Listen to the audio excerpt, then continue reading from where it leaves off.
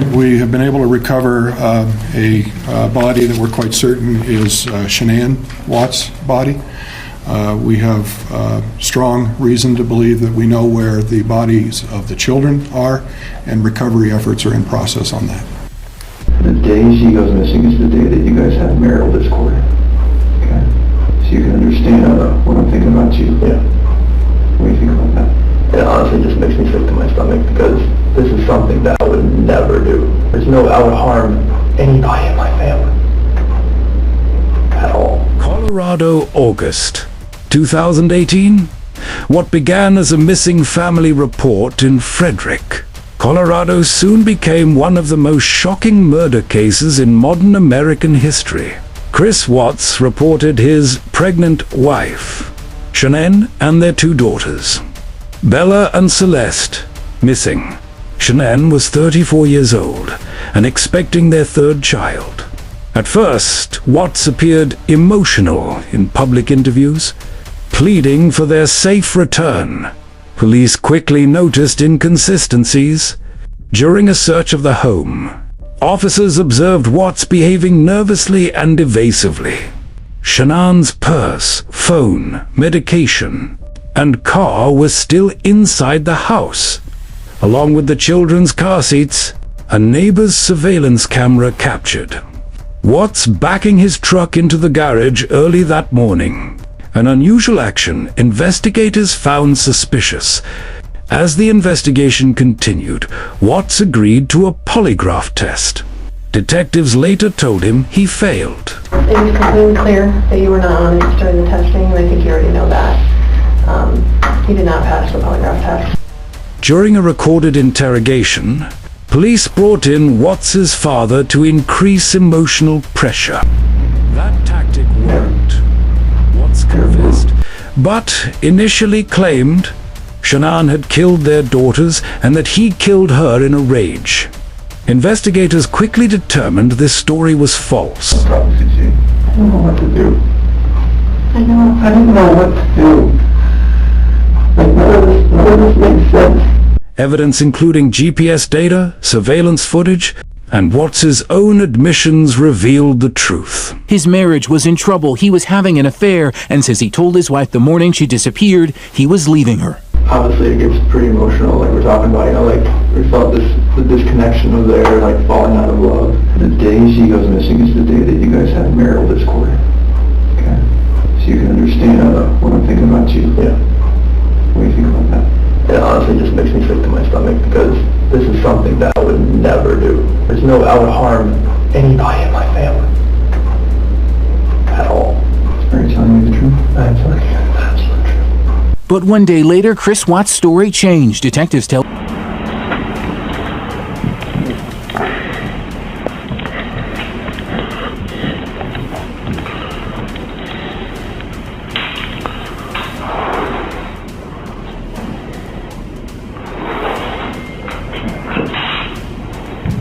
on the counter right here. Okay. So when you guys come home, do you usually use the front door or the garage door? How do you guys? I usually open the garage door, come in. Okay. She uses front or garage. It just kind of depends. Okay. Is that a ring out there? Oh, that was... No, the doorbell, is that a ring? Yeah, doorbell? like when you got a visitor, it does. But I don't think the speaker is on to where you hear it. Like by. Okay. I guess my question for you is, would it show her leaving with the kids? Did you have any alerts? If she came out here, yes. Like if. Did you have any alerts today with that? Just when her friends were here.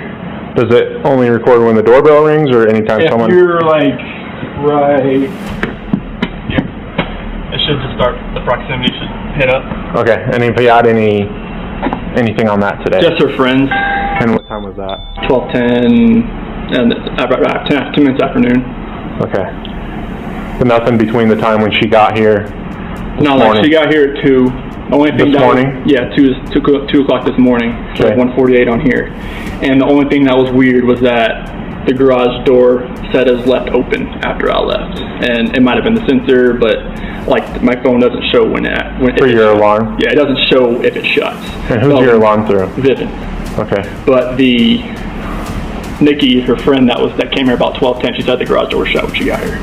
Okay. That was the only thing that was weird. All right. Were you gonna hang out there, or you want to come in here? I'll sit right here. Okay.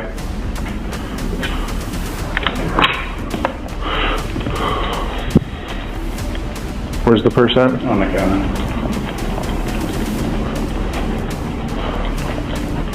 I'm still recording, so. Yep.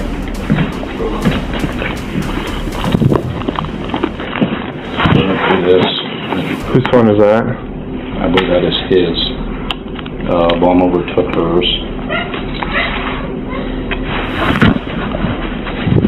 That's wrong thing.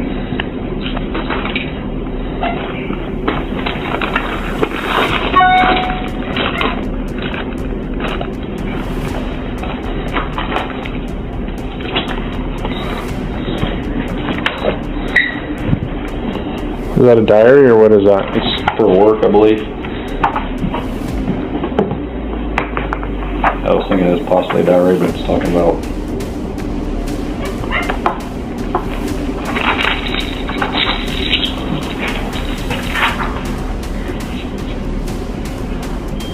like motivation stuff. In the early hours of August 13th, Watts strangled Shanann at their home.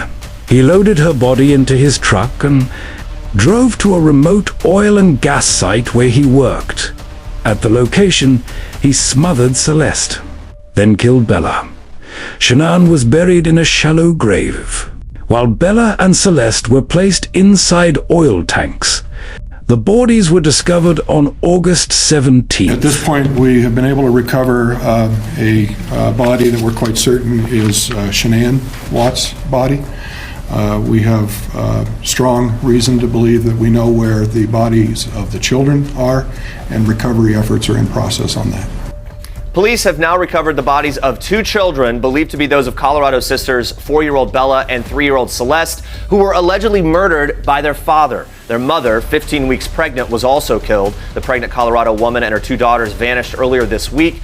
In November 2018, Watts was arrested and charged with multiple counts of first-degree murder and tampering with evidence, unlawful termination of pregnancy. He pleaded guilty to avoid the death penalty and was sentenced to multiple life terms without parole. But because of how convincingly Chris Watts initially portrayed himself as a grieving husband, interrogation footage provided a rare look into the psychological unraveling of a man whose lies could not withstand scrutiny. This afternoon, my office filed formal charges against Christopher Lee Watts. Tonight, a bombshell twist in the case against Christopher Watts, accused of killing his pregnant wife and two daughters. In a newly released affidavit, Watts saying it was his now deceased wife Shanann who murdered 3-year-old Celeste and 4-year-old Bella. It is a new twist in this type of case for the accused to sort of start spinning plates as far as what happened. Documents revealing that Watts claimed to have talked to his wife about marital separation that morning and later found her actively strangling one of their daughters while the other laid sprawled out on her bed and blew. The affidavit claims he then went into a rage and ultimately strangled Shanann to death. If his story would end up being true, obviously a jury is going to look very favorably, and probably a judge too, as to what happened. This news coming after a slew of charges against the Colorado husband and father. At any point, did you consider the death penalty? Way too early to have that conversation. They seemed like the picture of suburban bliss. My kids have fun, like, look. They're sitting there playing with Daddy. In Facebook videos, Watts played the part of a loving husband and doting father. But behind the smiles, perhaps a different story. Those same documents now revealing that Chris was actively involved in an affair with a coworker, something he had previously denied. But according to Shanann's friend, Nicole Atkinson, the last friend to see her alive, there were some loving Chris that he normally was. He wasn't touching or hugging or doing stuff like that. And he wasn't being as attentive to the girls as he normally is. Did she suspect he might have been cheating? There was speculation, but she didn't want to believe that either, so.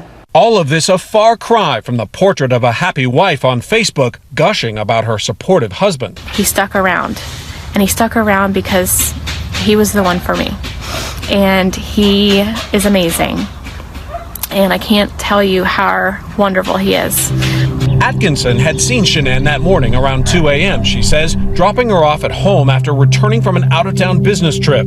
She went inside, turned around and waved at me, and shut the door. But several hours later, the 34-year-old mother of two isn't answering her phone. She misses a doctor's appointment. Shanann was 15 weeks pregnant. She was going to get to hear the baby's heartbeat and see how he or she was doing. Growing worried, Atkinson says she went over to their house. Things were not how I would think that they were supposed to be, I guess. The front door was locked differently than it normally was. I had my son look in the garage to see if her car was there, and it was there, which was really peculiar because Shanann doesn't go places without her car, usually because both of the girls are in car seats. Atkinson calls Shanann's husband, who she says tells her the last time he saw his wife and kids was that morning around 5:15 when he left for work. So he tells you everything's normal, she's on a play date. Yes. And you didn't buy that?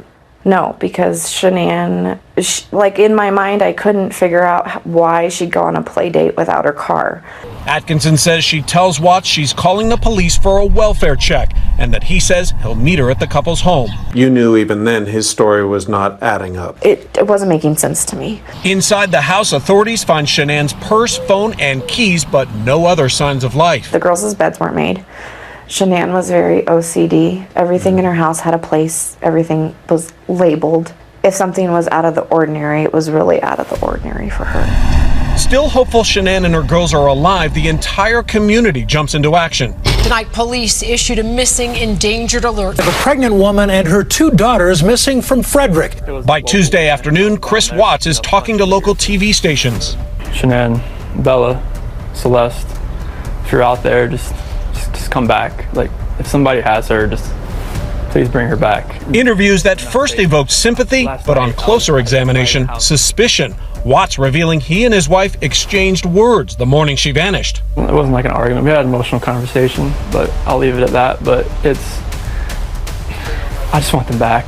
His vocal cords are, in my view, constricted. It comes with anxiety and stress.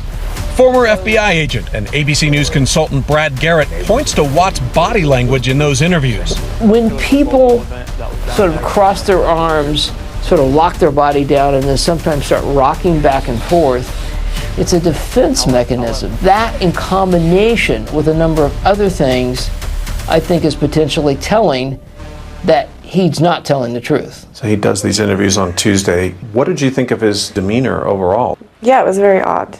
He just was sitting there waiting for something to happen. The last time I talked to him, he said, "I just want to cry." And I looked at him and said, "Why aren't you?"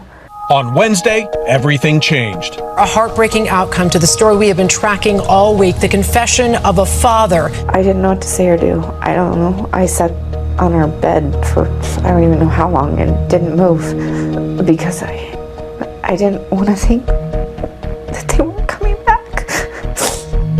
Late Wednesday night, Watts is arrested. By Thursday, police were at the oil fields where Watts used to work and within hours found 3 bodies. Court documents revealed they discovered Shanann's body in a shallow grave, the bodies of Bella and Celeste found submerged for days in oil tanks. You have the right to counsel. You understand? Yes, sir. In an interview with authorities, Watts filling in the blanks. According to an affidavit, he loaded all 3 bodies into the backseat of his work truck and took them to an oil work site. If your wife murders your children and then you in a fit of rage murder her, would a logical person then secrete the bodies in such a way and you take them to work? So we'll have to see, but it's a story that has, on the surface, in my view, some implausibility. It's been a long week for the Frederick Police Department, obviously for Shanann's family. It's been a long week. Tonight, 9 charges against Watts announced at a press conference, including 3 counts of first-degree murder and 1 for unlawful termination of a pregnancy. Shanann's father emotional as he thanked the community for their support. And keep the prayers coming for our family. Watts is due back in court tomorrow morning. I mean, you think back at like the barbecues that you had, the times your kids played together, the time that you spent with them, the places that you went with them, like any little thing that would have even remotely given you the idea that it was even possible. I mean, every couples or families have their issues, but not to where it justifies what was done. The Watts case remains a chilling reminder that appearances can be deceiving, and that some of the most horrific crimes occur behind closed doors, hidden beneath the illusion of normal family life. If you found this video informative and want more deep dives into true crime cases, subscribe and hit the notification bell. What do you think drove Chris Watts to commit these horrific acts? Comment below. Does it only record when the doorbell rings or anytime If someone... you're like right here, it should just start, the proximity should hit up. Okay, and if you had anything on that today? Just her friends. And what time was that? 12:10 and 10 minutes afternoon. Okay. But nothing between the time when she got here this No, like morning? she